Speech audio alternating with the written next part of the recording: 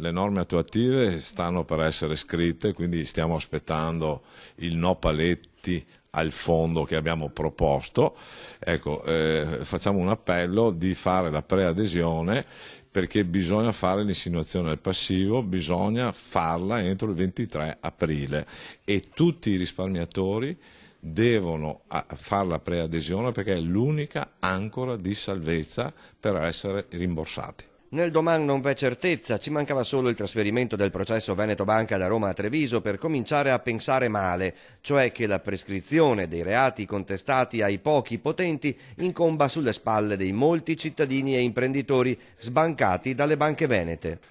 Sicuramente la giustizia lenta non è mai una bella giustizia, anche comunque vada a finire la cosa. Subito dopo Pasqua, il 4 aprile a San Vendemiano, Treviso e il 6 aprile a Mestre ci saranno 2 incontri pubblici di informazione sulla scrittura in corso in Parlamento delle norme attuative. Intanto ai risparmiatori veneti non resta che tentare almeno di aderire al fondo di ristoro finanziario. Si può fare una preadesione tramite l'associazione che tra l'altro ha una piattaforma che unisce tutte le principali associazioni che hanno aderito a questa nostra proposta e soprattutto chiediamo al legislatore che non vengano messi paletti al fondo, nel senso che la procedura deve essere semplificata.